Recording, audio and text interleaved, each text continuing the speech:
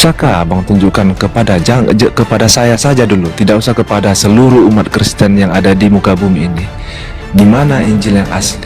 Bisa Abang tunjukkan? Itu aja, Bang. Iya. Salam satu Tuhan. Para sahabat, dukung semua ya channel Densa News Muslim. Di like, di subscribe, di share sebanyak mungkin untuk supaya mencegah sahabat-sahabat kita di luar sana tidak terpengaruh terhadap pemurtadan. Apa masalah yang terberat yang Anda hadapi sehingga Anda nggak bisa masuk Islam itu? Oh, bukan masalah, Bang. Saya Tapi memang tidak berminat begitu. alasannya? Ya, saya sudah punya keyakinan yang teguh pada diri saya sendiri. Iya, yaitu Kristen ya. Ya, Kristen. Yesus pernah mengajarkan Kristen, Bang. Tidak pernah mengajarkan Kristen, karena Kristen itu artinya pengikut Yesus, bukan mengajarkan Kristen begitu, Bang. Arti daripada Kristen pengikut Yesus enggak salah Ya, itu. pengikut Kristus, Bang. Pengikut Kristus. Nah, itu baru benar. Ya, masalahnya sekarang Paulus juga mengaku Kristus. Gimana itu? Ya, itu urusan Paulus lah, Bang. Ya, kalau kita lihat dari pengajaran inti dari keadaan Kristen hari ini, maka rujukan amalan-amalannya itu ya dari Paulus, bukan ke Yesus. Begini, Berarti, Bang. iya, Ketika umat Islam mengakui adanya Al-Quran, dan iya, ketika di Al-Quran mereka mengakui kitab yang namanya Injil, ya iya, itulah Injil itu dibuat sedemikian rupa ataupun ada sedemikian rupa. Ya seperti itulah adanya, tidak ada yang ditutup-tutupi. Jadi ketika saya berpikir, ketika saya melogikakan ke pemikiran saya, eh, memang itu sedikit berat, tetapi saya juga manusia yang punya akal. Jadi saya bisa oke, menilai di mana baiknya, di mana buruknya. Jadi saya mengambil mana yang baik buat saya, yang buruk saya tidak terima begitu. oke, baik. Ya, sejauh saya belajar, saya paham bahwa di antara Yesus, Markus, Matius, Yohanes, dan Paulus, di antara mereka ada satu oknum yang menjadi pilihan Tuhan untuk menerima firman. Benar kan? Abang kurang jelas pertanyaan abang. Pertanyaan saya gini, siapa di antara Yesus, Markus, Matius, Paulus, Lukas, Yohanes yang diberi tugas oleh Tuhan untuk menerima firman? Oh, kalau yang menerima itu ya Yesus, Bang. Yesus. Nah, sekarang kalau Yesus yang menerima firman, berarti Yesuslah yang punya hak dan kewajiban untuk melontarkan firman itu kepada penulis, kan gitu ya. Ya, Nah, sekarang apakah ada perintah dari Yesus kepada Lukas, Markus, Matius, Yohanes, dan juga Paulus untuk menuliskan firman yang dia terima?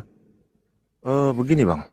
Ya, Mungkin kalau di ayat-ayat tertentu itu tidak ada ya, ataupun di kitab Injil mungkin sepertinya itu tidak ada. Tetapi eh, kitab ini kan berisikan bukan hanya firman, tetapi mengenai juga riwayat kehidupan, mulai dari lahir sampai beliau meninggalkan dunia begitu ya. Jadi yang mereka tuliskan itu apa yang mereka dengar dan apa yang mereka lihat begitu, Bang. ya, contoh kita ambil di Yohanes 1 misalnya. Di situ sampai di data nomor 35 baru muncul kemudian perkataan Yesus. Nah, Yohanes 1 ini ya, ini ucapan siapa sebenarnya? Sama seperti misalnya di dalam kita ambil data dari awal. Pada mulanya adalah firman, firman itu bersama-sama dengan Allah dan firman itu. Ini ucapan siapa? Ucapan Yesus kah? Ucapan Allah kah? Atau ucapan si pengarang? Karena kan Yesus mengatakan begini, aku tidak berkata-kata dari diriku sendiri. Apa yang aku katakan adalah apa yang diperintahkan untuk aku katakan dan aku sampaikan.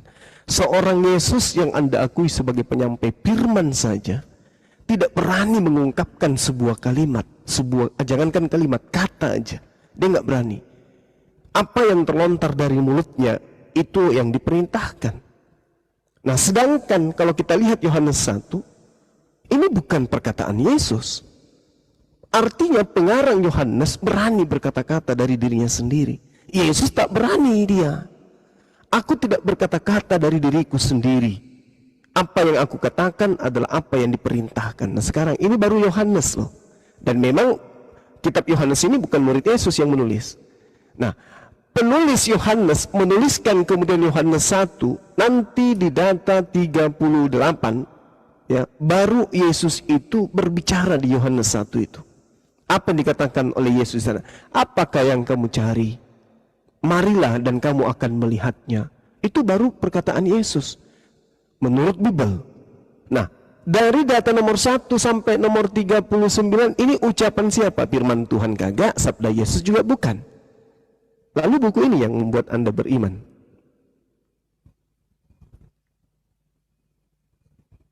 Bukan masalah bukunya, Bang. Tapi Bukan kitabnya. Sekarang saya panutan saya gitu.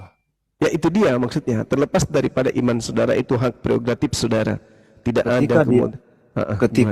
ketika Yesus pernahkah Yesus diajarkan istilahnya mengajarkan sesuatu hal yang buruk? Tidak ada. Menurut saya tidak ada. Jadi ketika tidak ada hal yang buruk yang beliau lakukan, ya tidak ada salahnya untuk saya mengikuti dia. Begitu. Ya, masalahnya bukan dia yang Anda ikuti ini. Jadi Contoh. Jadi Anda menurut Anda siapa? sabar. Anda mengimani Yohanes 1 ini firman Tuhan. Yang bunyinya Pada mulanya adalah firman. Firman itu bersama-sama dengan Allah dan firman itu adalah Allah. Apakah Anda imani ini firman Tuhan? pada mulanya firman itu adalah Pada mulanya adalah firman. Firman itu bersama-sama dengan Allah. Firman itu adalah Allah. Bahkan Ya, di data nomor 14-nya, firman itu telah menjadi daging. Firman itu telah menjadi Yesus. Ini ya, sabda siapa ini? kalau dibilang masalah firman, ya seperti yang dikatakan Yesus tadi, bahwasanya aku tidak berkata-kata melalui mulutku sendiri, tetapi melainkan apa yang disampaikan oleh Tuhan kepadaku, kepada Sang Pencipta, kepada Yesus. Jadi yang disampaikan Yohanes itu ya itu benar, tetapi ketika dikatakan firman menjadi daging itu tidak benar. Nah, artinya kitab saudara sudah bercampur aduk dengan sesuatu yang tidak benar. Ya, iya, kalau masalah itu kita tidak tahu ya Bang ya, karena itu semua rahasia Tuhan. Yang pastinya yang kita dapati sekarang ini bahwa adalah kebanyakan kitab terjemahan ya.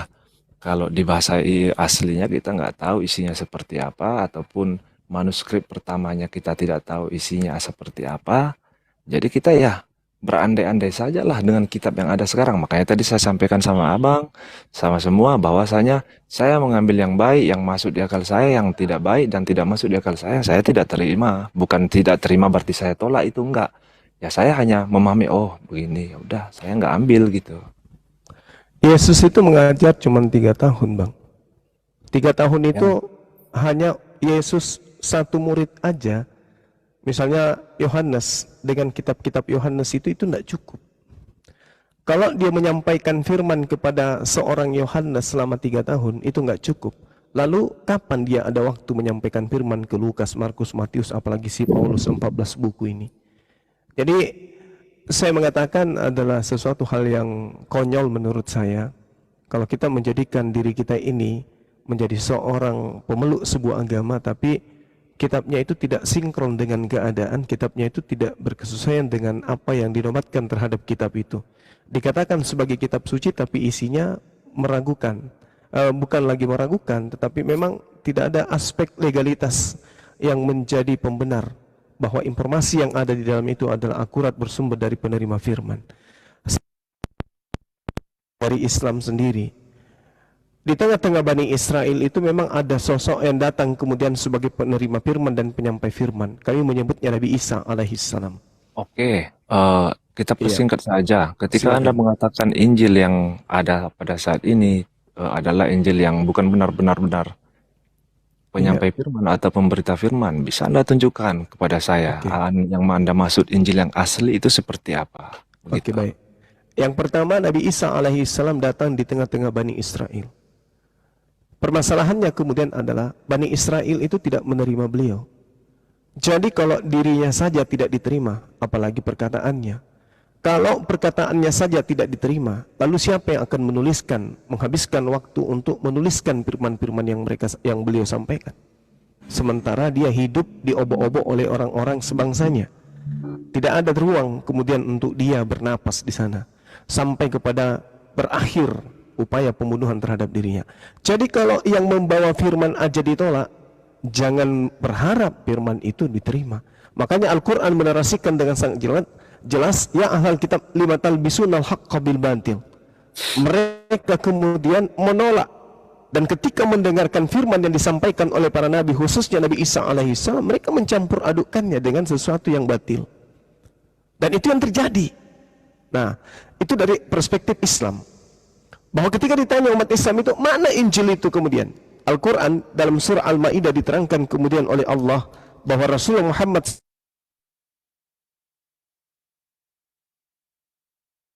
di atas muka bumi ini menjelaskan sebagian isi kitab yang disembunyikan oleh Bani Israel.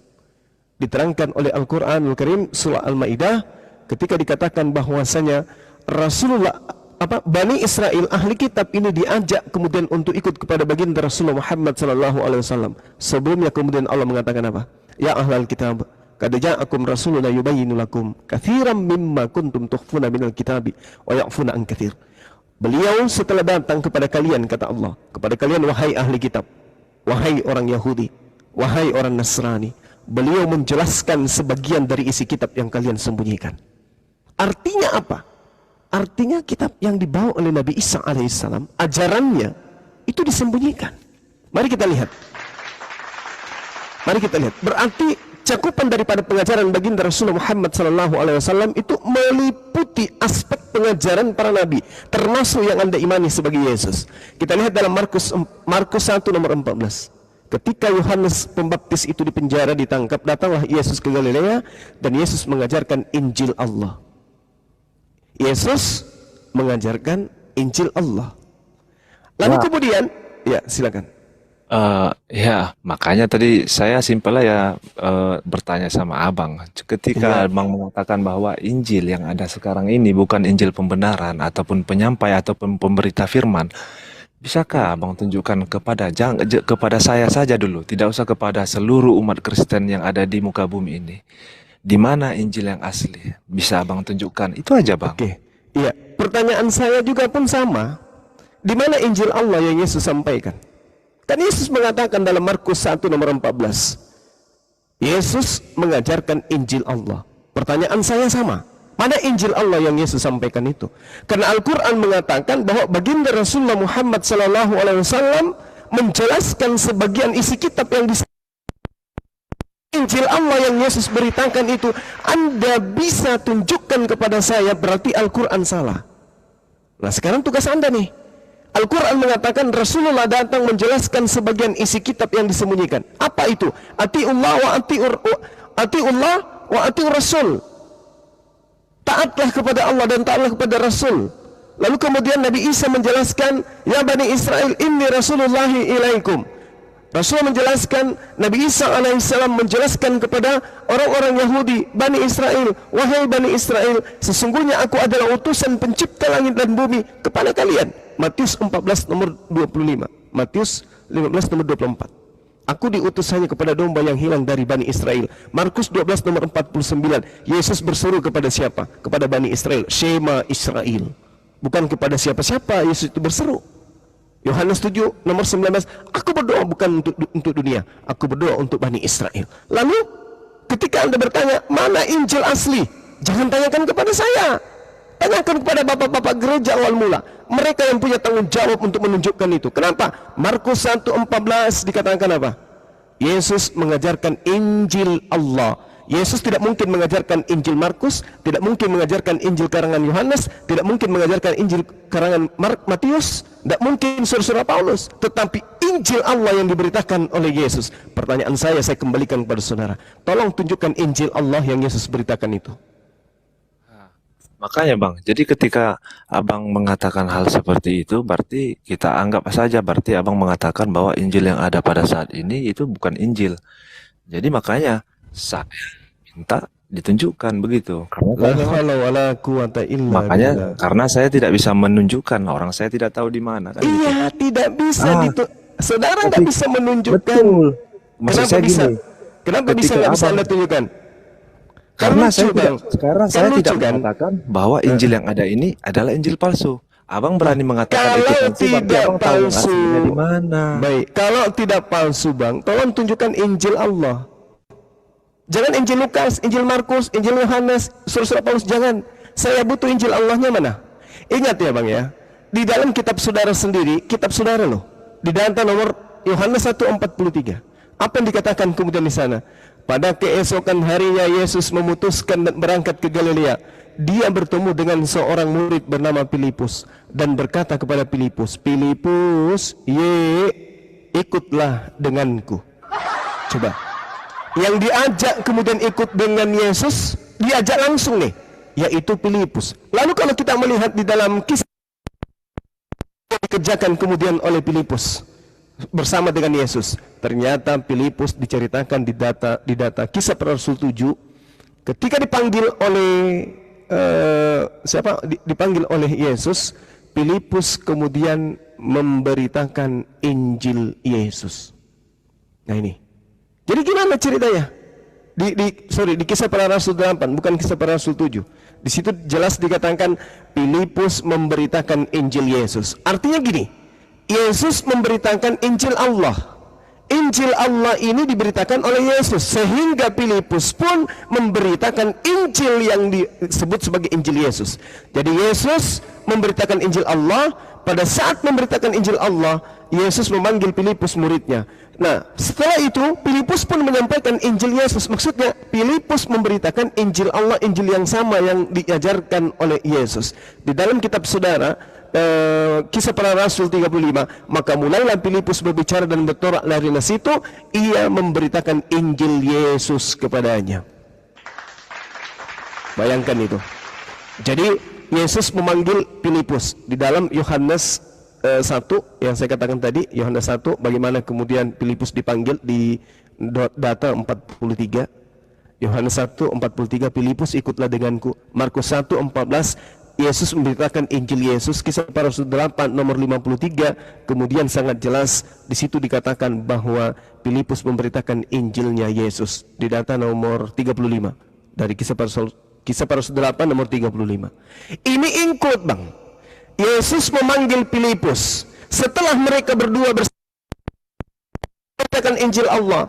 Filipus memberitakan Injil Yesus.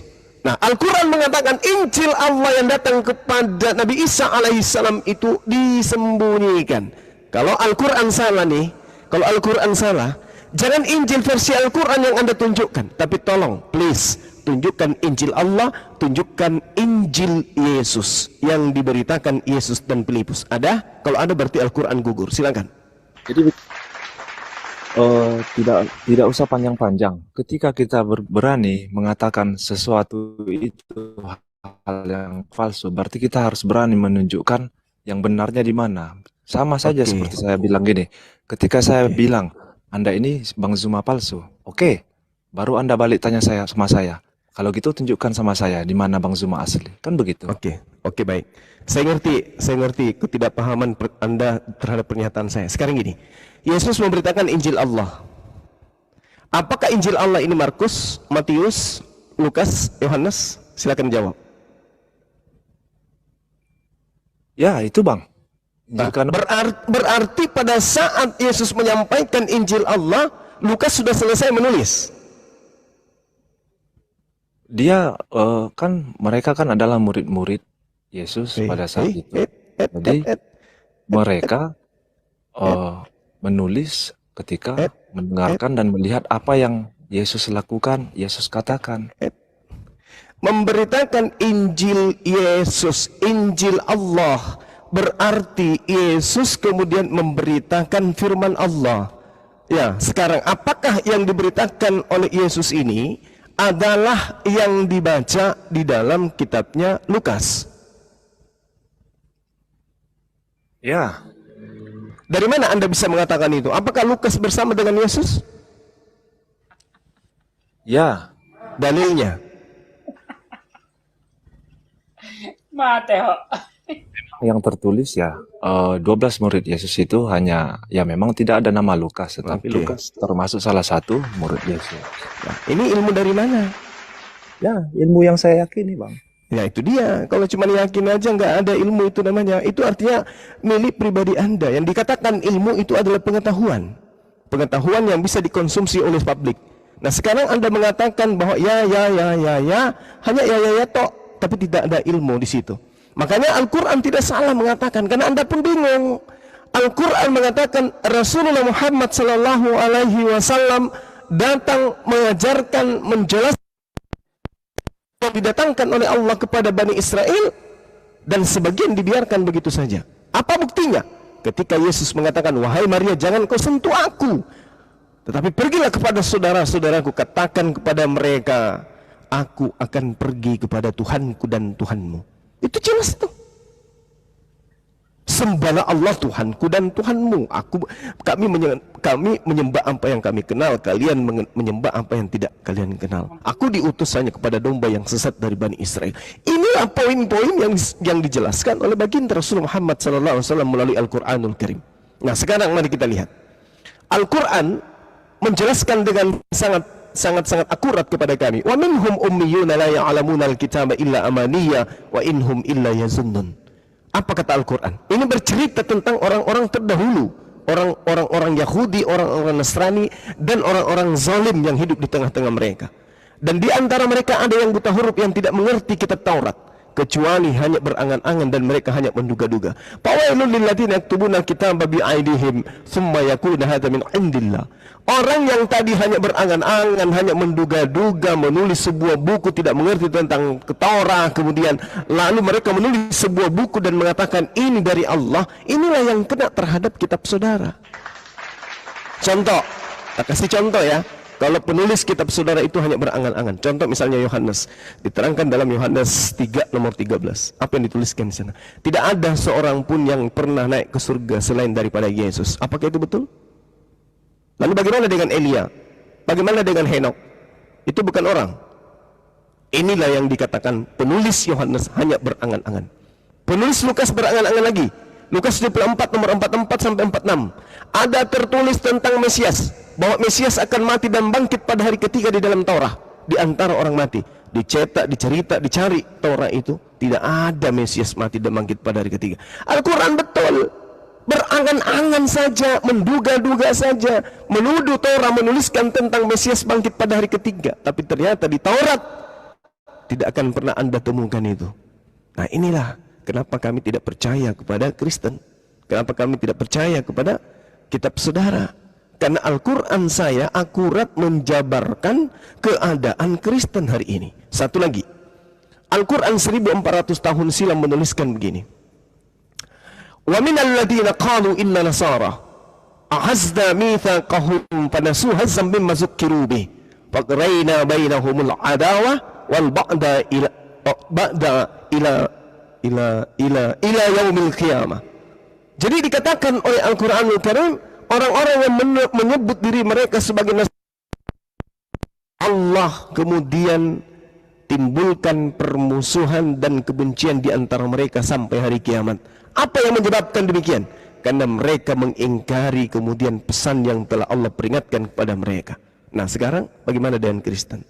Adakah Kristen itu beribadah dalam satu gereja semua sekte? Tak ada. Kenapa bisa demikian? Karena Allah sudah timbulkan permusuhan dan kebencian di antara hati mereka sampai hari kiamat, disebabkan karena ulah mereka sendiri. Ini fakta, Bung. Dari mana baginda Rasulullah Muhammad SAW ini tahu? Pada saat 1400 tahun silam, beliau tidak dikelilingi oleh Katolik, oleh Protestan, oleh Advent, Saksi Yehova, atau apapun itu. Beliau tidak dikelilingi. Tapi kenapa beliau bisa menjabarkan kalau ini bukan dari pencipta langit dan bumi yang menginformasikan? Itu. Nah, yang terakhir, yang terpenting kemudian adalah wa makaru wa makarallah wallahu khairul makirin. Coba, apa kata Allah di sini terhadap orang-orang kafir? Wa makaru, dan mereka orang-orang kafir membuat tipu daya. Sama yang sedang Anda lakukan ini. Anda ingin menipu saya, menipu orang-orang Islam, menipu orang-orang beriman, tapi sebenarnya Anda menipu diri Anda sendiri. Anda mengatakan, ya kami percaya Injil yang kami ini pegang sekarang ini adalah Injil yang diajarkan oleh Yesus, tapi sebenarnya Anda tidak sadar, sebenarnya Anda sadar bahwasanya Yesus tidak pernah bertemu dengan Lukas. Tapi kenapa kemudian pola iman Anda, konstruksi daripada keimanan saudara berasal dari buku yang tidak pernah diajarkan oleh Yesus. Wa makaru, Anda hanya ingin melakukan tipu daya. Wa makarallah, tetapi Allah sungguh kemudian membalas tipu daya itu. Dan Allah mengatakan, wallahu khairul makirin. Maka Allah pun membalas tipu daya mereka, dan Allah sebaik-baik pembalas tipu daya. Makanya Anda tidak bisa kemudian keluar dari pola ini, dari keadaan ini. Kenapa? Karena Anda sedang tertipu. Orang yang tertipu itu tidak sadar kalau dia dirinya ditipu. Nanti dia sadar kalau dirinya ditipu kalau dia mengikuti istri daripada saudara Rifki, yaitu bersyahadat, meninggalkan tipuan itu. Anda sedang ditipu. Ini kalau kita ketemu sama orang, pada saat dia ditipu, muncul kata tipu itu karena ada korban. Pada saat dia korban tipuan. Nah, yang aneh di sini adalah Anda sendiri yang hendak melakukan tipuan itu. Wa makaru wa makarallah wallahu khairul makirin. Dan Allah sebaik-baik pembalas tipu daya. Saking baiknya pembalasan tipu daya Allah kepada penipu, orang yang membuat makar, mulutnya sudah berkata, Lukas tidak tertulis dari ke-12 murid Yesus. Mulut nih, cuma berapa mili dari otak. Tapi apa yang dilontarkan oleh mulutnya tidak bisa terkoneksi dengan akalnya. Artinya, dia tetap saja beriman kepada hal yang sesungguhnya mulutnya pun mengatakan itu adalah sesuatu yang tidak benar. Ini akibat apa? Wallahu khairul makirin. Allah sebaik-baik pembalas tipu daya. Lalu bagaimana caranya sembuh dari tipuan ini? Anda harus kemudian menyadari bahwa kebenaran yang melalui Al-Quranul Karim datang untuk Anda. Tapi kalau Anda menolaknya, berarti Anda wa makaru. Anda membuat makar, Anda membuat tipu daya. Tetapi kalau Anda membuka diri untuk menerima itu, berarti Anda melepaskan diri dari kungkungan tipu daya. Demikian dari saya, Bung. Silakan. Oh, makasih Bang. Siap. Itu memang oke, itu mungkin penilaian Abang ya.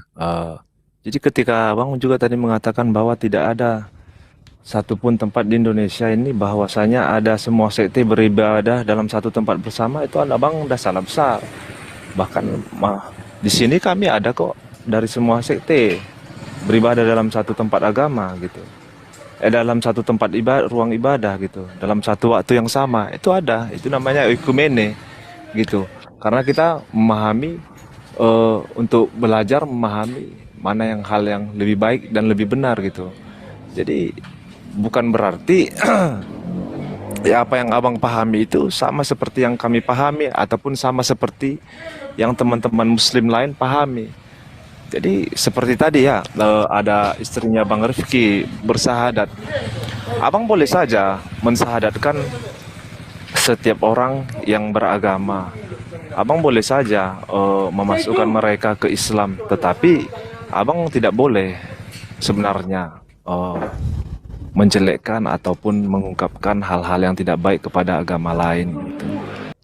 Agama saudara adalah agama yang diajarkan untuk disampaikan kepada semua makhluk. Begitu juga agama saya diperintahkan untuk menyeru manusia dengan cara baik, dengan cara hikmat kepada Islam.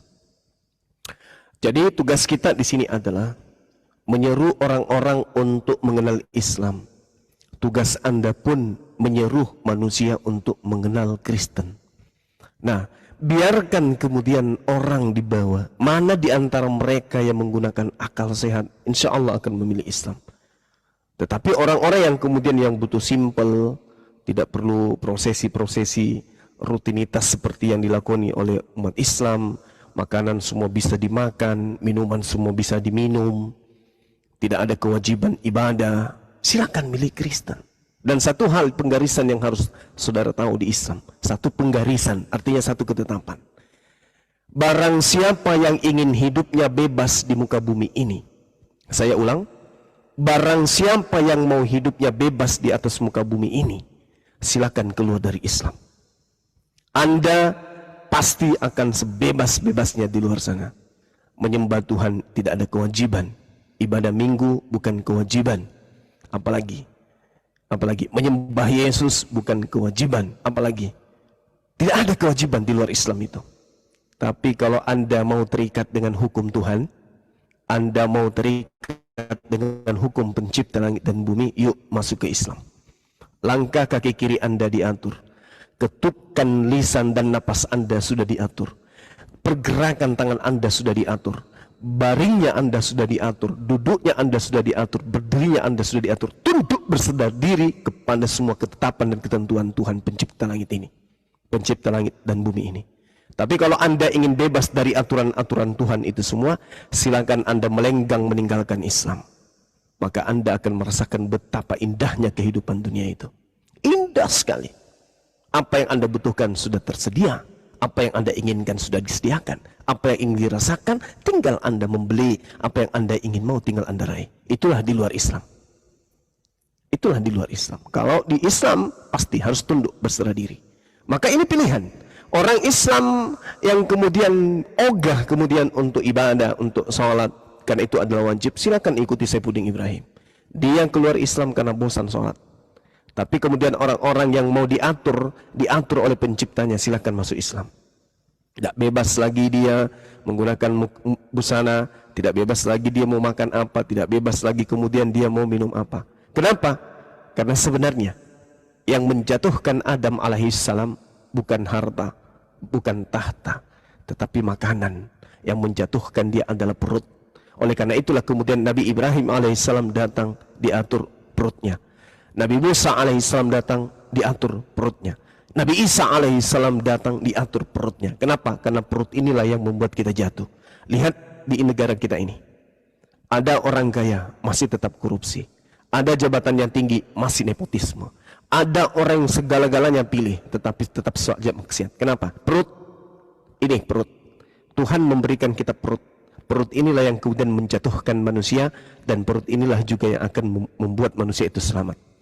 Jadi kalau ada sebuah agama, makanan-makanan yang diharamkan oleh Tuhan itu menjadi halal kemudian, ya, ini adalah sesuatu tanda yang sangat luar biasa bagi orang yang berotak, orang yang berakal. Kenapa? Adam begitu banyak makanan yang diperintahkan oleh Allah. Satu aja. Jangan kau makan ini ya, yang satu ini. Akibatnya fatal. Bagaimana dengan aturan Tuhan yang begitu banyak? Jangan makan ini, jangan makan ini, jangan makan ini. Tapi dimakan semuanya. Kalau Adam saja diamuk oleh dosa, diamuk oleh maut, oleh karena satu kesalahan. Bagaimana dengan Kristen yang makan semua makanan, yang makan semua yang bergerak? Coba. Kira-kira dosa apa dan apa upahnya nanti kepada Kristen yang semua yang bergerak bisa dimakan oleh mereka? Coba Anda jawab, silakan. Makasih Bang ya. Jadi gini, saya kan tadi sudah katakan di awal, kita ambil mana yang baik, kita tinggalkan mana yang buruk. Kan begitu Bang. Jadi nggak semua Kristen itu sama seperti yang Abang katakan, begitu.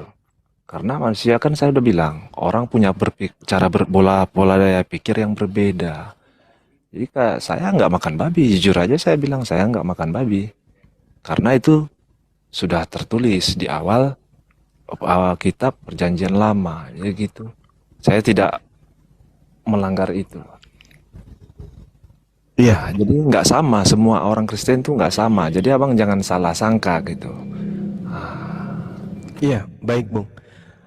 Jadi gini, kalaupun saudara melakukan semua tugas, melakukan semua kewajiban, melakukan semua aturan, tuntunan dan perintah, tapi sangat disayangkan, ibaratkan TNI ya, mohon maaf, Anda menggunakan seragam TNI, sepatunya, baretnya, lambang-lambangnya, celananya, bajunya, bahkan mungkin Anda juga menggunakan pistol, senpi.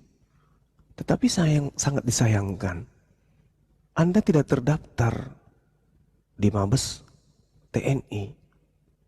Kenapa? Anda bukan TNI, tapi Anda menggunakan seragam, berarti Anda adalah TNI gadungan. Anda memilih-milih seragam TNI yang bagus, oh ini baretnya bagus, Anda pakai. Celananya yang bolong Anda tidak pakai. Ini apa namanya? Kenapa saya mengatakan ini sebagai contoh?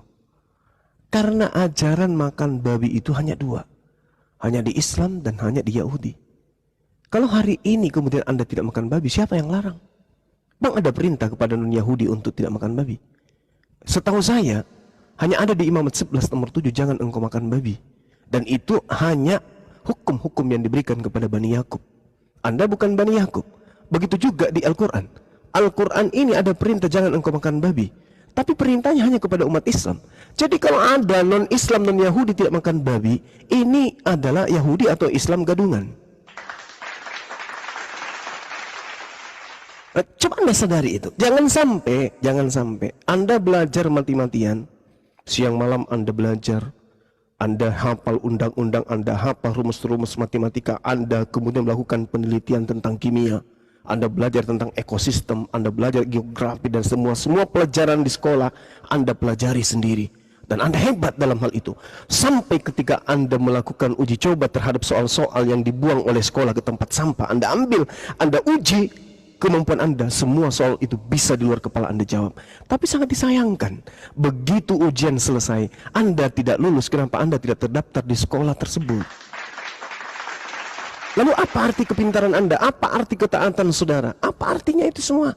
Kalau Anda tidak termasuk daripada golongan dari siswa yang ada di sekolah yang terdaftar. Ingat, Yesus mengaku aku diutus hanya kepada domba yang sesat dari Bani Israel. Nabi Musa diutus hanya kepada Bani Israel saja. Lalu Anda yang mengutus kepada Anda itu siapa? Ada nabi yang diutus kepada Kristen rupanya. Setahu saya nabi itu datangnya kepada Bani Israel. Yesus untuk Bani Israel saja. Hukum Taurat hanya untuk Bani Israel. Lalu? Ya, di zaman itu kan peradaban manusia hanya sekitaran sana aja, Bang. Sekitaran. Perintah Tuhannya, pengakuan Yesusnya yang kita jadikan sandaranmu. Iya, Anda percaya benar. kepada Yesus kan? Ya, Ketika tapi dia kan bilang, tetapi kan manusia ya, pada zaman itu kan peradabannya masih sebelah sana aja. Aduh, ngawur ini. enggak, Lu Iya. udah kemana-mana, Bang. bukan Ya, memang begitu. iya loh. Saudaraku, dengarkan. Itu abad pertama loh. Iya, dengarkan. Belum Yesus seberapa manusia. Ya, Yesus mengaku diutus hanya kepada domba. Saudara bukan domba. Yang dimaksud domba itu adalah Bani Yakub. Yang ada titisan darah dari Nabi Yakub. Itu disebut domba. Anda bukan domba. Yesus mengaku aku diutus hanya kepada domba yang sesat. Domba yang sesat yang dimaksud adalah Bani Israel yang meninggalkan ajaran Taurat. Berarti kalau Yesus menemukan domba yang sesat, begitu dia disadarkan, maka Bani Israel tersebut harus kembali kepada hukum Taurat. Tidak menjadi Simple. Kristen. Simple aja, Bang. Ya, silakan. Manusia ini turunan siapa? Adam. Jadi yang lain-lain itu di bawah Adam itu turunan Adam semua kan? Yes. Ya udah. Terus? Apa yang kita permasalahkan masalah mau keturunan siapa? Ya, inilah yang saya katakan tadi, saudaraku. Ya, inilah yang saya katakan tadi, saudara. Universitas Indonesia hanya mengcover mahasiswa dan mahasiswa yang terdaftar di sana. Anda aktif belajar di luar. Sampai semua mata kuliah yang ada di Universitas Indonesia itu Anda selesaikan dengan baik. Tapi apakah Anda terdaftar? Tidak. Kenapa? Karena Anda bukan mahasiswa. Nah, kalau hanya alasan itu, Bung, itu alasan yang dikatakan oleh Al-Quran. Wa makaru, Anda sedang melakukan makar. Wa makar Allah, dan Allah membalas makar yang Anda sedang lakukan. Sampai Anda pun tidak menyadari. Bayangkan aja, Anda seorang Kristiani, siapa yang Anda jadikan sebagai patron, sebagai panutan? Siapa tauladan saudara? Siapa junjungan saudara? Yesus. Apa kata dia? Ya, salah satu dari pengakuan Yesusnya apa? Aku diutus hanya kepada domba yang sesat dari Bani Israel. Siapa yang bisa merubah pengakuan Yesus ini? Ada. Ada Yesus pernah memblokade perkataan sendiri? Tidak ada pernah. Tidak ada. Tidak ada. Terus Anda Bani Yakub. Yang tahu ya Tuhan lah, Bang, saya keturunan siapa kan gitu.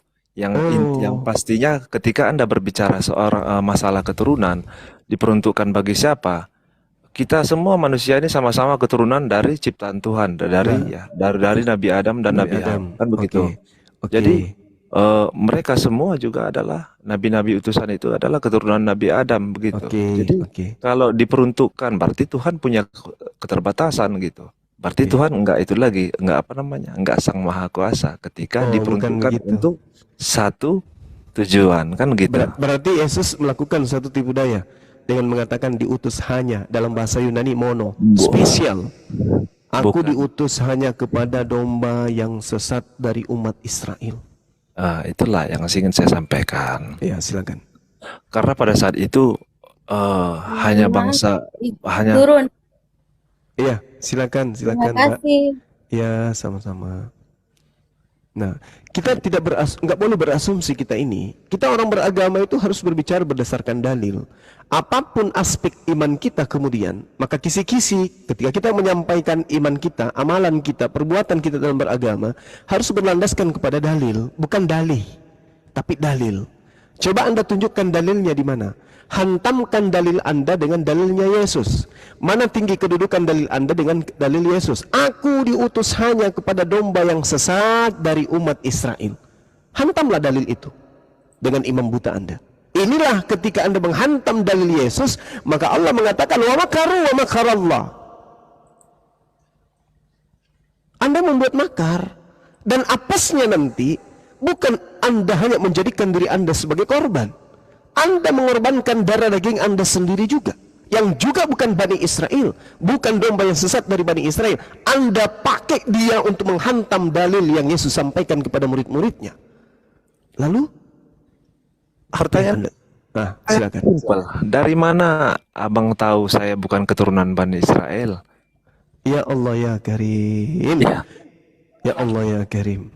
Karena saya karena saya orang tidak Indonesia. punya hak. Saya tidak punya hak untuk mengobok-obok Anda dari sisi mana, dan saya tidak punya kewajiban untuk menetapkan itu. Tapi Andalah yang harus bertanya kepada diri Anda sendiri. Apakah Anda adalah keturunan Yakub? Apakah Anda ada darah Israel? Apakah Anda ini dari Yehuda? Apakah Anda dari Benyamin? Apakah Anda ini dari Yusuf? Ya, itu dulu. ya, harus lengkap dulu silsilahnya bang, baru kita bisa tahu. Maka dari itulah kemudian Anda maka yang punya dari tugas.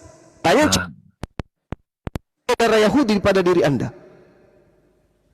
Intinya satu aja bang, yang beragama ini mematuhi aturan-aturan yang sudah Tuhan berikan. Jadi percuma kita sama seperti yang tadi saya katakan. Iya. Percuma Anda mengikuti aturan Percuma ini sekolah, itu nggak ada gunanya kalau tidak Anda mematuhi aturan Tuhan. Ya, sekarang kalau Anda pun menggunakan aturan seragam TNI, apel pagi sendiri, upacara sendiri, lari sore sendiri, nyanyi kebangsaan sambil berlari sendiri, apakah itu sudah bisa membuat Anda menjadi prajurit di TNI?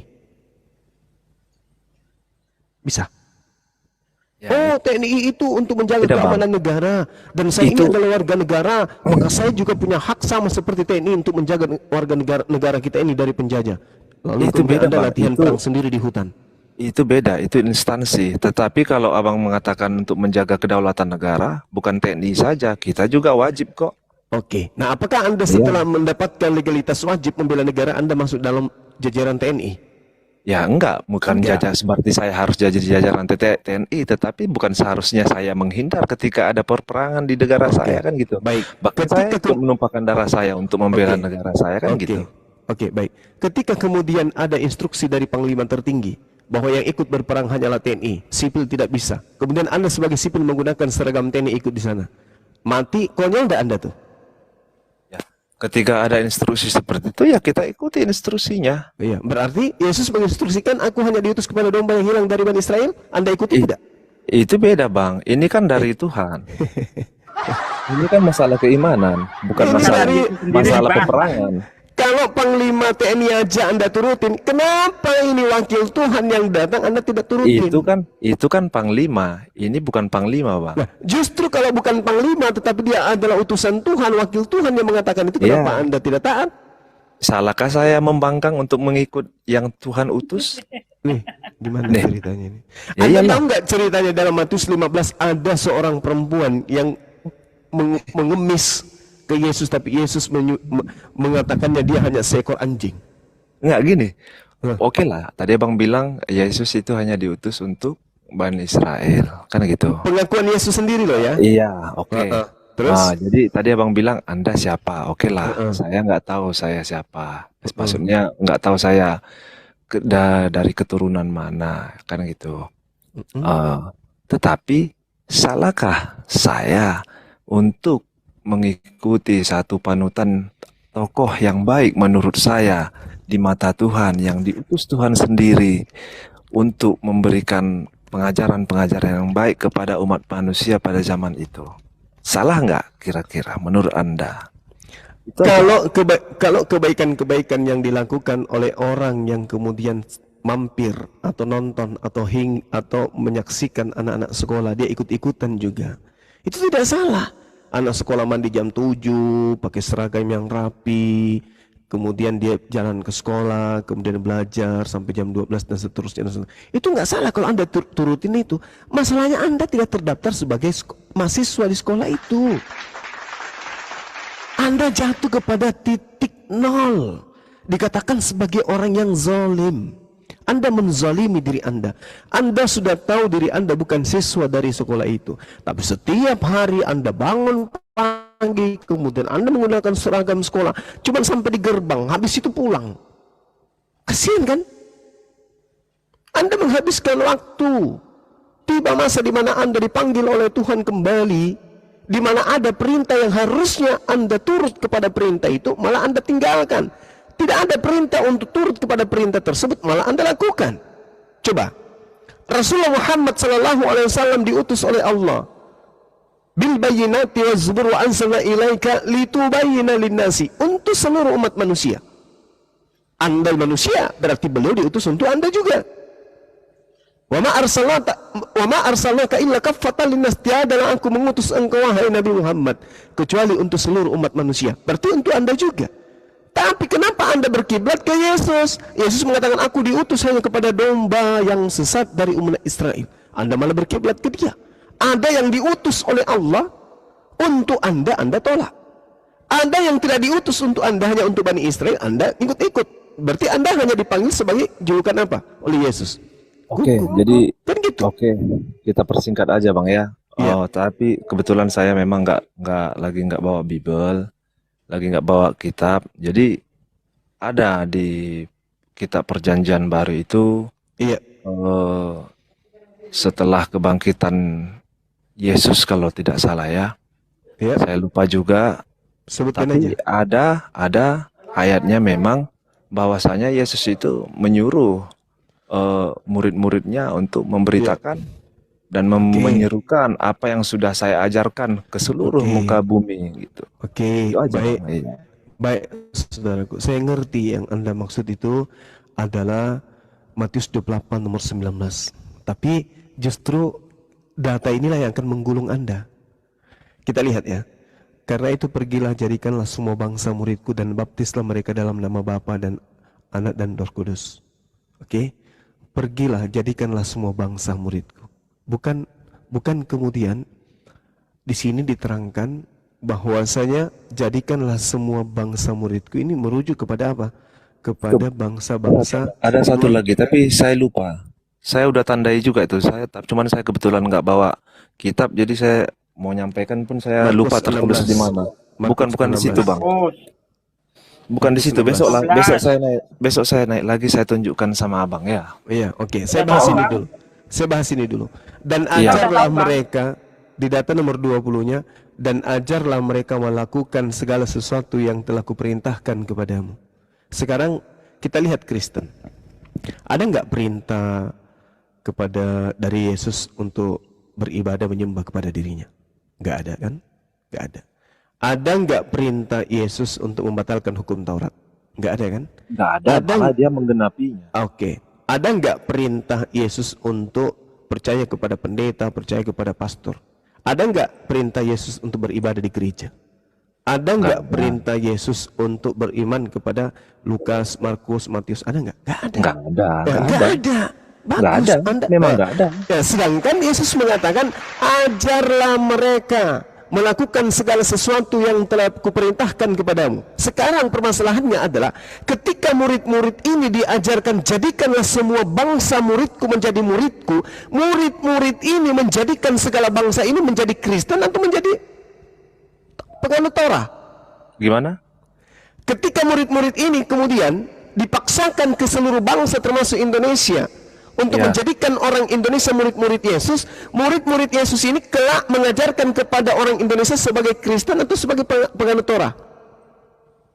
Bukan gitu, begini maksudnya Bang. Kalau Kristen itu kan artinya saya bilang tadi pengikut Kristus. Oke. Cuman Yesus ini kan datang ke bumi ini untuk menggenapi apa yang sudah disampaikan Tuhan kepada Musa melalui kitab Torah. Jadi dua-duanya ini sinkron Bang, begitu. Oke, baik. Tunggu dulu, sebelum lari ke sana. Ajarlah mereka, jadi seluruh bangsa di bumi ini dikumpulkan misalnya. Murid-murid diperintahkan apa? Ajarlah mereka melakukan segala sesuatu yang telah kuperintahkan kepadamu. Berarti seluruh bangsa ini diajarkan untuk menjadi praktisi Torah, bukan menjadi praktisi perjanjian baru. Karena Yesus tidak pernah mengajarkan murid-muridnya untuk mengajar orang lain makan babi. Tidak pernah Yesus diajarkan untuk murid-muridnya untuk melarang orang-orang untuk jangan bersunat. Karena Yesus tidak pernah memerintahkan murid-muridnya untuk ibadah di gereja. Yesus tidak pernah memerintahkan muridnya untuk mengajar orang untuk menyembah dirinya. Yesus yang mengajarkan kepada murid-muridnya untuk mengajarkan surah-surah Paulus dan lain-lain. Artinya, Kristen tak ada ruang, Bang. Mau kemana? Kalau diperintahkan untuk memberitakan Injil kepada seluruh manusia, atau dia dibaptis, silakan Anda baptis. Tapi pertanyaannya adalah, pernahkah kemudian Yesus itu membaptis? Enggak pernah. Tak pernah. Tidak pernah membaptis, tetapi dia dibaptis. Nah, itu dia makanya. Nah, sekarang permasalahannya adalah ketika dikatakan ajarlah mereka melakukan segala sesuatu yang telah kuperintahkan kepadamu. Apa saja perintah-perintah Yesus kepada Bani Israel? Banyak Bang, banyak. Di antaranya, adakah yang indikasinya ke Kristen? Bukan indikasi. Saya udah bilang. Nggak ada. Itu nggak ada kaitannya. Wah, tidak. Semua cakupan perintah-perintah Yesus sama seperti di Islam. Semua cakupan perintah-perintah Allah, ketika manusia mengikuti perintah-perintah Allah, maka manusia itu akan tampil lahir dan raganya sebagai seorang Islam. Nah, sekarang ketika semua perintah-perintah Yesus dilakukan oleh manusia, maka dia tidak akan tampil sebagai Kristen. Karena yang membuat orang Kristen dengan kegiatannya, dengan keadaannya, dengan penggambarannya, dengan kesibukannya, dengan rutinitasnya, mereka melakukan itu bukan karena perintah Yesus, tapi karena perintah Paulus. Contoh, makan babi, tidak bersunat. Itu perintah siapa? Nggak tahu saya nggak Nah, pernah itu dia mengimani hal makanya. Itu pentingnya belajar, Bung. Saya Itulah tidak pentingnya mengimani belajar. Itulah pentingnya belajar. Saya tidak mengimani hal yang diajarkan Paulus. Nah, oke. Anda tidak mengimani apa yang tidak diajarkan oleh Paulus kemudian. Tetapi adakah kemudian Anda menyadari ketika di dalam surah-surah Paulus dia katakan dalam Galatia 1 nomor 15 nomor 6 nomor 17, aku diutus kepada non-Yahudi. Petrus diutus kepada Yahudi. Galatia 2 nomor 8. Gimana tuh? Nah, Anda non-Yahudi, berarti yang Anda jadikan junjungan adalah Paulus. Ya enggak lah Bang. Loh, kenapa tidak? Yesus mengatakan, sabar, 30 detik. Yesus mengatakan aku diutus kepada domba yang hilang, yang sesat dari Bani Israel. Paulus mengatakan aku diutus kepada non-Yahudi, non-Israel. Anda non-Israel, berarti yang datang kepada Anda Yesus atau Paulus? Ya, begini, saya udah katakan, Kristen itu artinya pengikut Kristus, Bang. Iya, Paulus itu Kristus, saudaraku. Itu kan menurut Anda, menurut saya Itu kan menurut tidak. Paulus, dia mengaku Ya Kristus. itu, ya udah itu menurut Paulus, tapi saya Nah. tidak mengakui itu kan gitu. Walaupun kemudian, tapi faktanya Anda non-Yahudi, berarti Anda pengikutnya. Saya udah bilang saya pengikut Kristus karena Kristen itu Iya, artinya Kristus, Yesus Paulus Kristus. pun mengaku Kristus, saudara. Nah itu Paulus lah ya, urusan Paulus lah. Sekarang kalau Anda mengaku pengikut Yesus Kristus, maka Kristus yang Anda maksud itu Paulus. Karena hanya ada satu Kristus yang keluar diutus kepada non-Yahudi, yaitu Paulus. Kalau Kristus Yesus diutus untuk Yahudi, berarti bukan untuk Anda. Kalau Anda menjadi pengikut Kristus, maka yang Anda ikuti adalah Kristus non-Yahudi. Siapakah Kristus non-Yahudi itu? Baca Galatia 2 nomor 8, Galatia 1 16 17. Ini mohon maaf ya, saya sambil tidur ini. Mata saya udah ngantuk kali. Ya, makanya itu saya bilang itu urusan Paulus lah kalau dia mau menganggap dirinya Nah, Kristus. inilah yang Al-Quran katakan, saudaraku. Itu urusan Paulus. Jadi Wa ketika makaru, abang berbicara seperti itu, wa saya boleh tanya. Saya boleh tanya satu pertanyaan aja. Silakan. Ini mengenai Islam ya. Ya, Islam itu artinya apa, Bang? damai sejahtera. Kenapa dinamakan Islam? Ya, karena ajarannya mengantarkan kepada kedamaian dan kesejahteraan. Lahirnya nama Islam ini dari mana? Dari sejak nabi-nabi itu ada. Dari sejak nabi-nabi itu ada. Yes. Kapan? Contoh, tak kasih ya. Tak kasih Ya, data kepada kapan? saudara. Tunggu, sabar. Tak kasih data kepada saudara supaya Anda menyadari. Di dalam kitab Yeremia yang Anda pegang hari ini, di situ diterangkan begini. Sebab aku ini mengetahui rancangan-rancangan apa yang ada padaku mengenai kamu. Demikianlah firman Tuhan, yaitu rancangan damai sejahtera. Ya, oke. Terus? Ya, berarti Tuhan sudah merancang. Makanya dikatakan dalam Al-Quran surah Al-Ma'idah, pada hari ini telah kusempurnakan rancanganku, yaitu Islam. Dan aku ridha terhadap Islam Itu oke. Itu damai sejahtera kan oke lah. Kalau sama abang, ini Islam ini bahasa apa dulu nih sebenarnya? Sebentar. Maksudnya? Islam ini diambil dari bahasa apa gitu? Bahasa Kata Arab. Islam ini. Bahasa Bahasa Arab. Nah Yes. itu. Nah, damai sejahtera itu bagi di dalam bahasa Arabnya arti Islam ya berarti ya Bang ya, artinya ya gitu ya. Ya, tapi Anda harus paham juga bahwa Iya. antara bahasa Melayu dengan bahasa Indonesia itu bahasa serumpun. Iya, Antara benar. bahasa Ibrani, Shalom, dan bahasa Arab itu bahasa serumpun. Iya. Anda harus pahami itu. Jadi ketika berbicara Islam, berarti berbicara Shalom.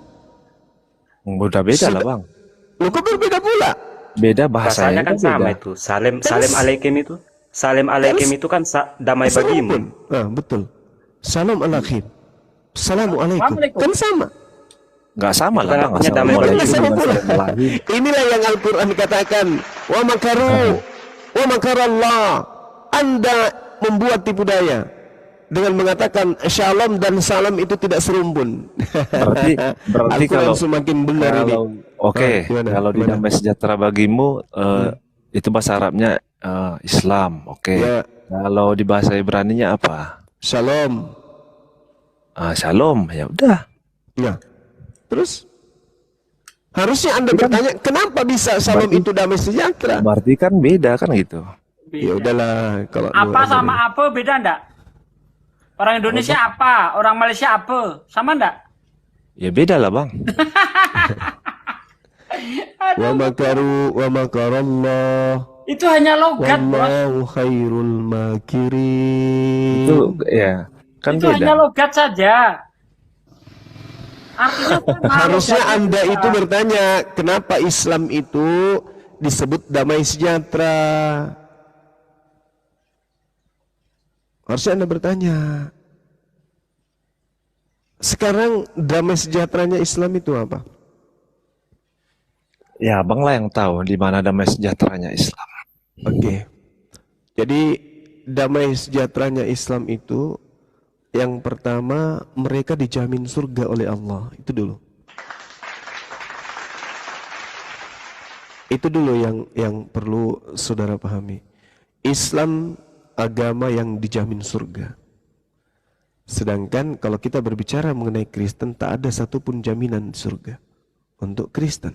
Contoh di dalam Islam. Dikatakan kemudian di dalam surah Al-Mu'minun, ini sering saya bawa ya. Allah Subhanahu wa taala menjanjikan sebuah warisan kepada umat Islam, yaitu warisan surga Firdaus. Qad aflahal mu'minun. Sungguh beruntung orang-orang yang beriman. Bagaimana tidak damai sejahtera kalau mereka sudah dikatakan sendiri oleh pencipta dan bumi sebagai umat yang beruntung. Qad aflahal mu'minun. Sungguh beruntunglah umat Islam itu. Ini pencipta langit dan bumi sudah memberikan sanjungan kepada umat Islam. Makanya mereka damai sejahtera. Di hidupnya di dunia, begitu mereka beribadah, ibadahnya ada tuntunan. Sedangkan kalau kita melihat saudara, di dalam kitabnya orang Yahudi ada tertulis perintah, mereka tidak laksanakan. Di Kristen tidak ada perintah tertulis, mereka laksanakan. Contoh ibadah minggu, tidak ada perintahnya. Natal tidak ada perintahnya. Nyembah Yesus tidak ada perintahnya. Tapi mereka lakukan. Jadi kebalikan. Yahudi ada tertulis, mereka tinggalkan. Matius 23 nomor 1 nomor 23. Jangan kau ikut orang-orang Yahudi, orang Farisi telah menduduki kursi Musa. Tetapi mereka tidak mempraktekkan apa yang tertulis di dalam kitab Torah. Itu kata Yesus. Berarti tertulis tidak diperhatikan. Kristen berbeda. Tidak ada tertulis, tapi mereka lakukan. Kebalik. Yahudi ada tertulis, tidak dilakukan. Kristen tidak ada tertulis, dilakukan. Jadi sama-sama timpang. Sama-sama pincang di sini. Nah, sedangkan kalau umat Islam, itu yang dilakukan. Tertulis yang diperhatikan. Teori praktek. Itu hebatnya. Itu hebatnya. Tertulis dan diperhatikan. Kalau di Yahudi tertulis tidak diperhatikan. Kalau di Kristen diperhatikan tapi tidak ada tertulis. Makanya dikatakan damai sejahtera. Betapa indahnya kemudian sholatnya umat Islam itu ibadahnya. Assalamualaikum warahmatullah. Assalamualaikum warahmatullah. Lalu berdoa. Tenang, teduh hatinya umat Islam itu. Begitu mereka sudah melakukan sholat, bangun di subuh hari jam 5, berbondong-bondong mereka sesuai dengan perintah dalam Al-Quran, berbondong-bondong mereka kemudian ke masjid, beribadah. Allahu Akbar, wahai engkau yang maha besar. Alhamdulillahi Rabbil Alamin. Segala puji bagi engkau, Tuhan semesta alam. Tuhan sudah pasti mendengar itu. Tuhan pencipta langit dan bumi sudah pasti mendengar. Bandingkan dengan anda ke gereja. Yesus Tuhanku. Yesus tahu musim buah aja kagak ada.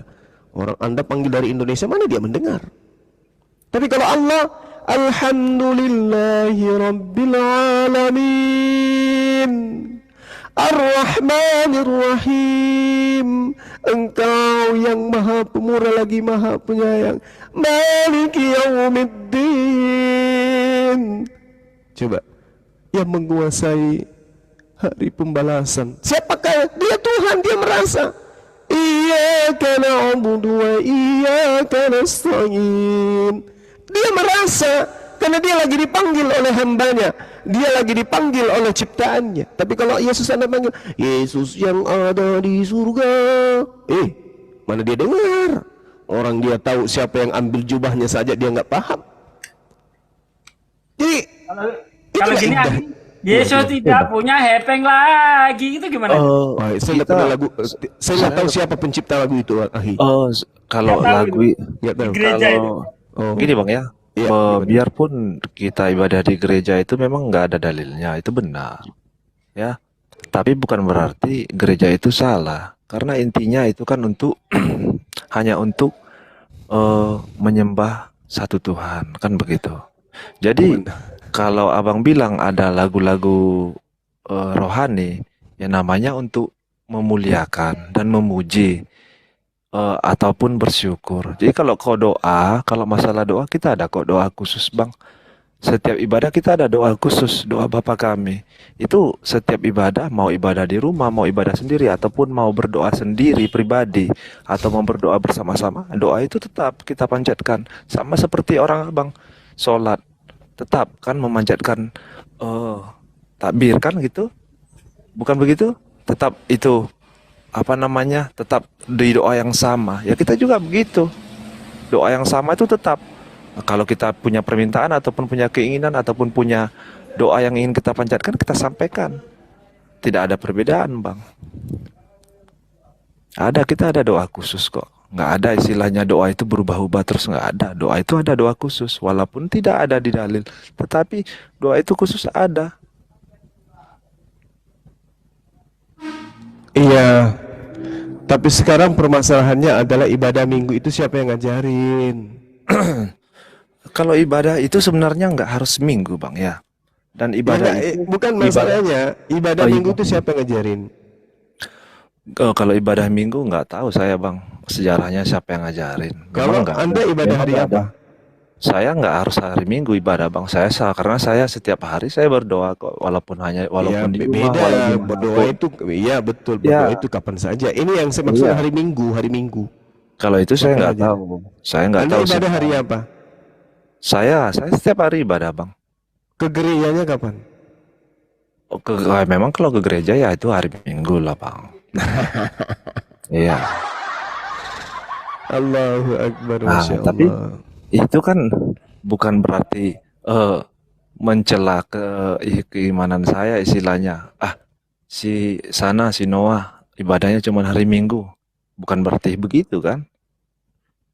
Ya Karena bagus kan kalau Anda ka- ibadah itu. karena kan karena kan saya Bagus, ibadah tiap hari kan gitu. bagus kalau ibadah Anda itu sekali seminggu aja. Biar Ya, tidak kebanyakan sering ibadah nyembah kepada yang bukan Tuhan kan gitu ya. ya itu kan menurut abang. Saya kan sudah bilang saya menyembah satu Tuhan. Makanya saya bilang kita ada doa khusus doa Jadi Bapa Yesus kami. bagi Anda bukan Tuhan. Di doa Bapa kami itu tidak ada disebutkan nama Yesus. Biar abang tahu. Iya tahu. Jadi Yesus itu Nah, ya bukan udah. Tuhan. Ya, kan saya udah bilang saya sebutnya doa Bapa kami bukan Yesus kan gitu. I- Iya berarti bagi Anda Yesus itu bukan Tuhan. Ya memang bukan Tuhan. Yang bilang Tuhan siapa? Orang Kristen? Ya, saya udah bilang kita ambil yang baiknya, kita tinggalkan yang tidak baik. Kalau menyembah Yesus itu baik gak? Ya kalau menyembah Yesus itu tidak baik, Bang. Menyembah Tuhan itu baik. Bagus. Itu. Jadi abang jangan salah sangka gitu. Enggak, saya tahu kalau Anda tidak menyembah Yesus, saya paham. Sama seperti saudara 70 juga ini, tidak menyembah Yesus, hanya menganggap Yesus itu adalah rasul. Sama Ya seperti, memang benar. iya, sama seperti orang Samaria kan. Tuhan, Tuhan, kata orang Samaria itu. Ini yang orang yang bertemu langsung loh dengan Yesus. Tapi apa kata Yesus? Usir dia dari sini. Dari tadi dia teriak-teriak. Wanita itu kemudian mendekat. Tuhan, ya apa? Tolong sembuhkan anak saya. Apa kata Yesus? Tidak pantas, tidak patut roti yang disiapkan untuk anak-anak diberikan kepada anjing. Itu kata Yesus loh. Dengan wanita yang begitu kuat imannya kepada dia. Tapi karena dia bukan Bani Israel, dia hanya dianggap anjing. Lalu apa kata perempuan itu menerima apa perkataan Yesus? Benar Tuhan. Tapi bukankah anjing? Nah tuh. Benar Tuhan. Dia sudah membenarkan tuh ketika dikatakan anjing oleh Yesus. Benar Tuhan. Tapi bukankah anjing makan remah-remah, makan sampah yang jatuh dari meja tuannya? Yesus mengatakan, imanmu benar wahai ibu. Berarti Yesus membenarkan kalau wanita itu sudah mengaku guguk. Wanita ini juga membenarkan kalau dia memang guguk. Apa yang terjadi? Yesus mengatakan, jadilah seperti apa yang kau inginkan. Apa yang diinginkan oleh wanita tadi? Agar anaknya sembuh. Sembuh. Hanya itu yang diinginkan wanita itu. Tapi untuk menjadi juru selamat, menuju kepada surga, Yesus hanya untuk Bani Israel. Tapi kalau untuk mengobati, untuk menyembuhkan, Yesus menyembuhkan siapa aja. Meskipun mereka dianggap sebagai guguk. Benar Tuhan. Tapi bukankah guguk makan sampah yang jatuh dari meja Tuhannya? Jadi kalau orang-orang non-Yahudi saja nih, yang bertemu Yesus langsung nih, yang anaknya disembuhkan langsung oleh Yesus, dianggap oleh Yesus sebagai anjing. Lalu Anda di hadapan Yesus sebagai apa? Jangan pernah Anda bermimpi jadi walang sangit. Gak mungkin. Gak mungkin. Tetap aja Anda itu dianggap sebagai serigala. Sebagai anjing Anda itu. Jelas kan? Sampai di sini Anda paham tidak? Makanya saya katakan, salah orang Islam yang mengatakan orang Kristen itu domba. Tidak. Karena Yesus sendiri menganggapnya anjing.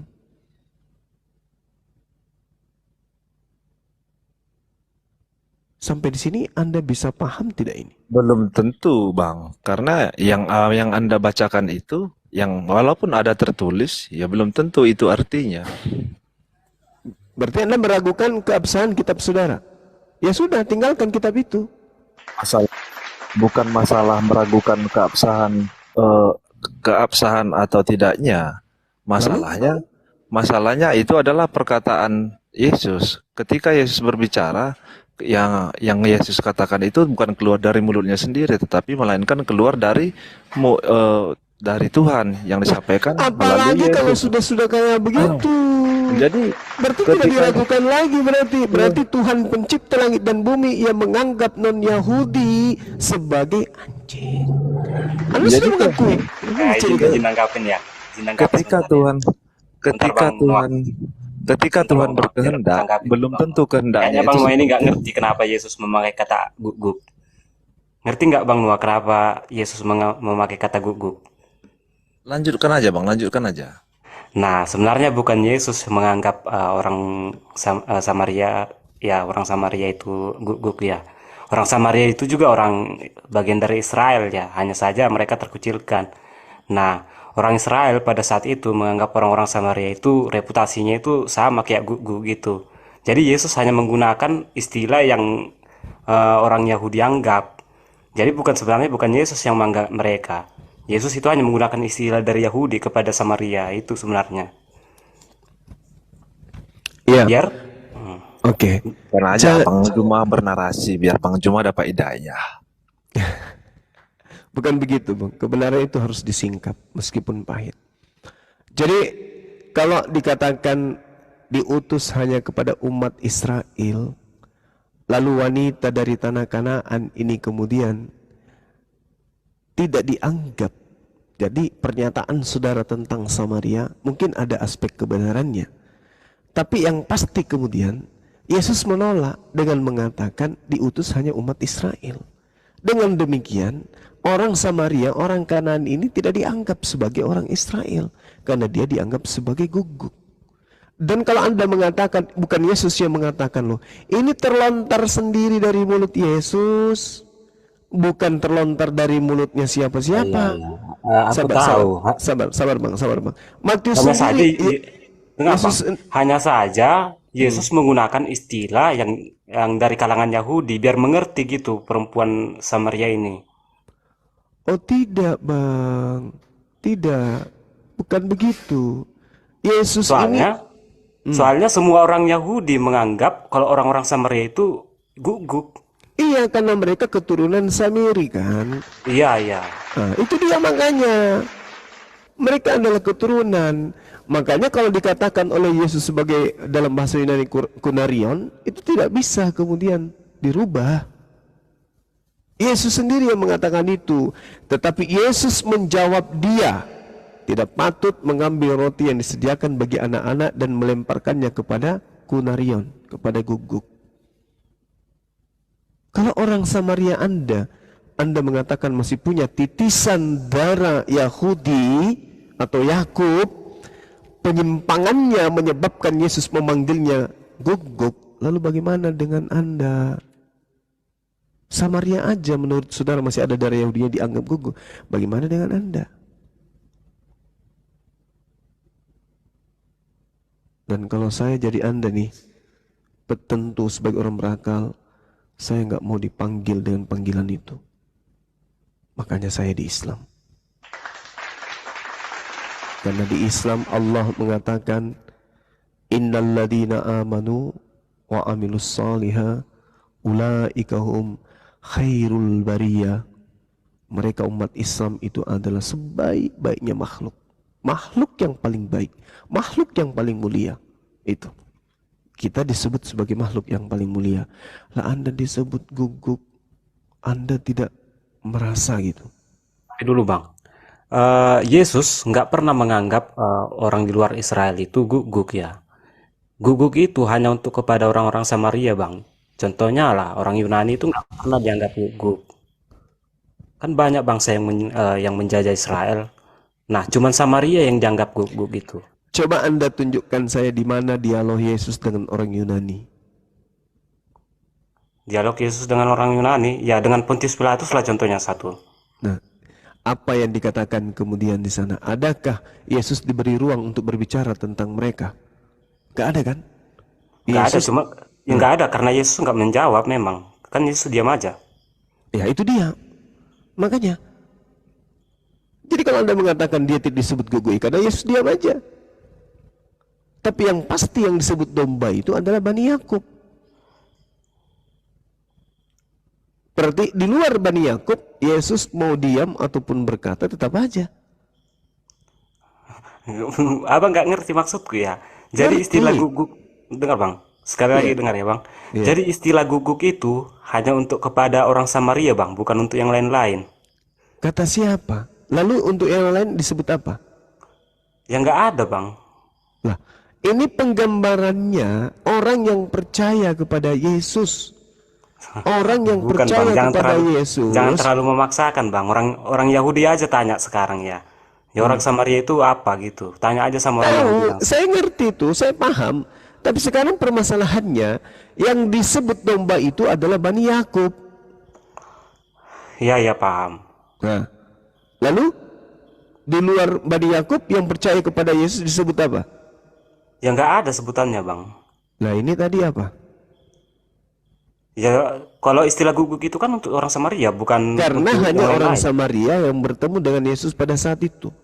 Anda sebagai orang Indonesia, kalau datang kepada Yesus juga bersungut-sungut kepada dia, minta untuk disembuhkan, Anda disebut apa kira-kira? Berdasarkan yang tadi, Matius 15. Ya nggak ada bang, nggak disebut apa-apa gitu. Ya Orang nggak Yunani kan, mungkin. Loh, orang Yunani kan nggak dikenakan gelar apa-apa sama Yesus. Iya, karena orang Yunani tidak pernah kemudian datang kepadanya untuk meminta seperti orang Samaria tadi. Kita buktikan. Apa kita pula buktikan. bang? Jadi Bentar, Bang. Bang, jadi Bang 70 sedikit, petinggi Bang. apa itu bang? Bang 70, bentar. Iya. Markus 7 ya. Anda baca di ayat 25 itu ada orang Yunani disamakan dengan anjing. Betul. Betul, betul, Markus betul. 7 baca. Sebentar bang, aku nggak apa Ayat ya. 25. Nih saya bacakan ya. Iya silakan aja. Malah seorang ibu yang di ayat 26 ya. Perempuan itu seorang Yunani bangsa Siro Finisia. Ia memohon kepada Yesus untuk mengusir setan itu dari anaknya. Lalu Yesus berkata kepadanya, biarlah anak-anak yang kenyang dulu, sebab tidak patut mengambil roti yang disediakan bagi anak-anak dan melemparkannya coba. kepada anjing. Quranion. Lanjut lagi, saya nyumbang sedikit aja. Iya. Itu di mana bang? Masya Allah. 27. Enggak ya, di Injil mana? Markus 7, Ayat 27. 26. Soalnya 26. soalnya gini bang, kadang mau Markus menceritakan Samaria, sementara di Matius menceritakan Samaria gitu.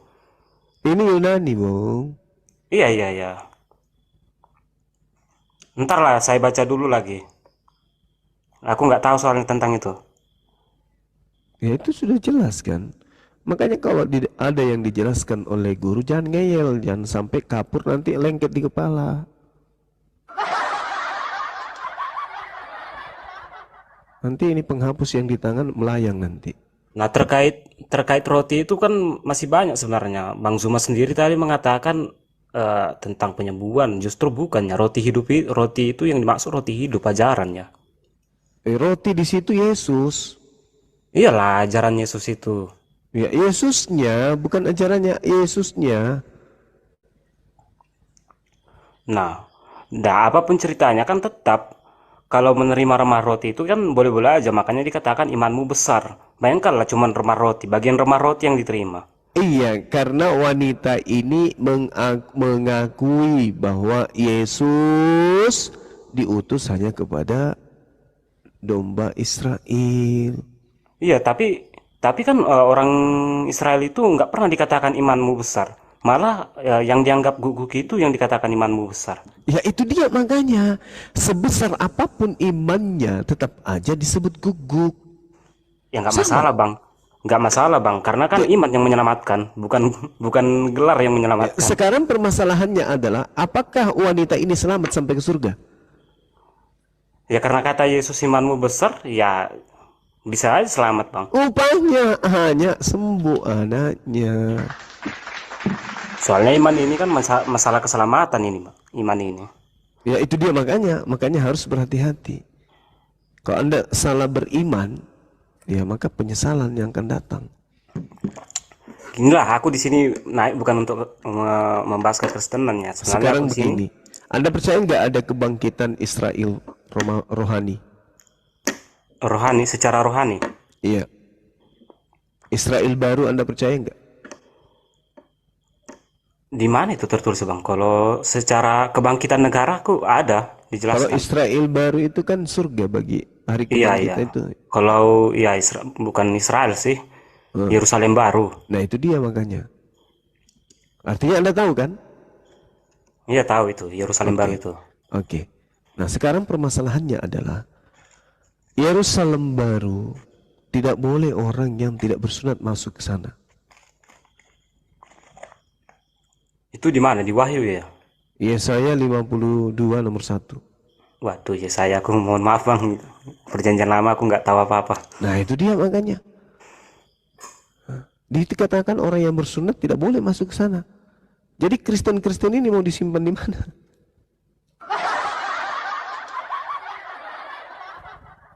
Sedangkan kami umat Islam bersunat. Ya, saya sunat loh Bang. Nah, kalau sunat pun berarti Paulus Yesus Kristus tidak berguna bagi Anda. Ya, kenapa tidak berguna? Paulus mengatakan itu, tanyalah ke Paulus. Ya, yang nggak berguna itu Paulus. Ya nantilah Anda cakar-cakaran sama dia.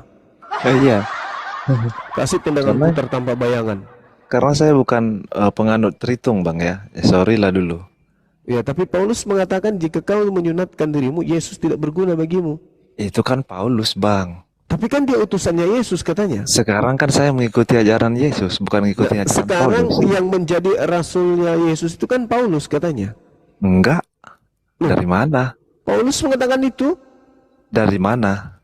Dia mengatakan dirinya di Galatia 2 nomor 8. Aku diutus oleh Yesus. Galatia Bahkan itu firman yang aku sampaikan, Injil yang aku sampaikan ini kuterima dari Yesus. Injil yang saya yakini itu hanya 4 Bang. Nah, lalu surat Paulus? Enggak saya akui itu. Karena di situ karena di situ yang paling mencolok itu satu.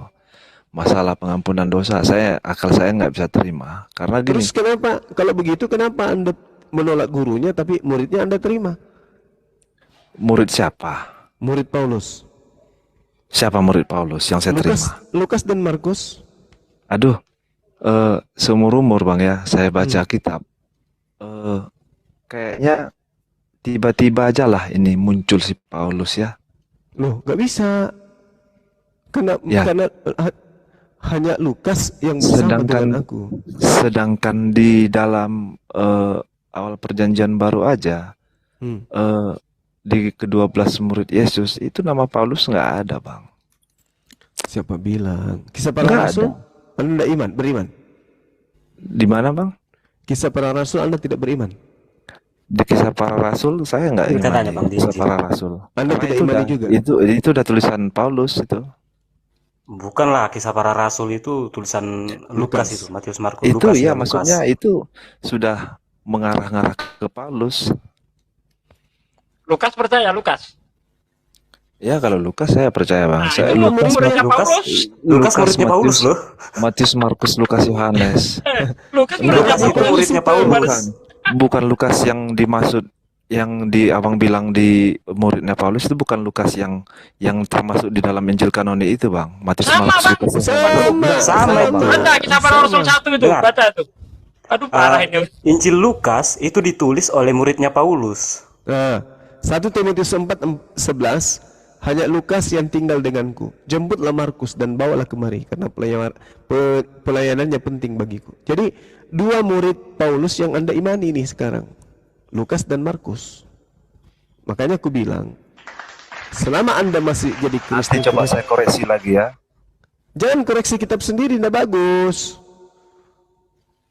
Jadi selama Anda Kristen, mau sekte apapun Anda tetap aja jatuh ke dalam sesuatu keadaan wa makaru wa makarallah. Anda membuat makar. Ini sekarang bukti Anda membuat makar, Anda mau mengoreksi lagi Bible. Gimana ceritanya? Bukti Anda melakukan makar, Anda menolak Paulus dan seterusnya.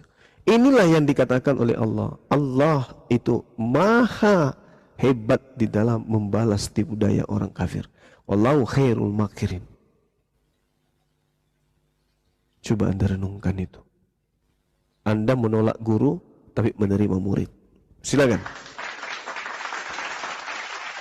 Jadi iman dia ini setengah-setengah berarti Bang ya? Setengah-setengah iman. Kalau dia menolak Paulus, otomatis menolak Markus, menolak Lukas. Berarti tinggal 3 doang kamu. Matius, Yohanes. Ya, Iya, nanti saya baca ulang lagi. murid Yesus cuma Matius sama Yohanes saja. Saya baca ulang lagi Ya, nanti. itu. Di mana itu tertulis itu, Bang? Apa tuh? Bahwasanya Lukas dan siapa tadi? Markus. Markus ya dalam murid Paulus. 1 Timotius 4 nomor 11. Oke, Hanya nanti Lukas yang saya tinggal baca. denganku. Nanti saya baca lagi. Jemputlah Markus, bawalah dia ke sini karena pelayanannya penting bagiku. Makanya yang menulis di Pulau Patmos itu sebenarnya Markus, bukan murid Yesus tapi murid Paulus. Karena di Kisah Para Rasul 12 nomor 12, nama lain daripada Yohanes itu adalah Markus. Saya tulis saya apa dulu? Saya catat dulu, baru saya baca nanti. Silakan Bang, silakan. Iya. Biar besok kita Ketemu lagi. apa lagi? Tanya jawab lagi ya, kita bahas lagi. Iya. Oke. Ada lagi teman-teman? Saya udah dulu lah Bang, udah ngantuk berat Baik, ini. Saudara Noah. Udah 5 watt mati Sama, ini, Bang. saya juga dari tadi tidur ini sambil Iya. bicara-bicara di tempat Nggak konsen lagi, ya, Bang. hampir jam 2. Iya, betul-betul. Oke lah, makasih lah Bang ya untuk Iya, waktunya. Saudara Noah, sama-sama saya juga berterima Oke Bang ya. kasih. Oke, salam sehat selalu. Siap. Iya, Mudah-mudahan oke. diskusi kita ini bisa memberikan pencerahan. Ya, Dan banyak orang yang bisa terselamatkan karenanya. Saya kira begitu ya, sahabat-sahabat dan guru-guru saya yang ada di sini, ketua API yang saya hormati, abang-abang saya semua, saudara-saudara saya yang ada, laskar API yang ada di bawah. Semoga kita semua, netizen yang ada di sana, tetap istiqomah menjalankan semua kewajiban kita sebagai seorang Muslim. Dan kalau ada yang susah untuk kita jalankan untuk saat ini, kita berupaya untuk melakukan sedikit demi sedikit. Dan begitu juga yang susah untuk menjauhkan diri dari kemaksiatan, sedikit-sedikit untuk meninggalkan kemaksiatan tersebut. Insya Allah Islam akan membawa kita kepada keselamatan dan kejayaan. Saya Bang Suma ya pamit undur diri dan terima kasih kepada saudara saya Muhammad Aji. Sediakan selalu Komal yang memberikan edukasi kepada kita semua. Semoga Allah melimpahkan rahmat dan hidayah kepada kita dan menjadikan negara kita ini, negara Indonesia, semakin jaya, semakin maju di kancah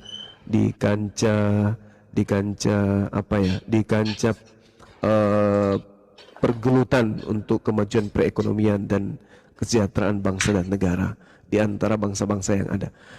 Demikian saya akhiri, subhanakallah wa bihamdi, asyhadu an la ilaha illa anta astaghfiruka wa atubu ilaih. Salam tauhid, salam satu Tuhan, jayalah Islamku, jayalah Indonesia kita.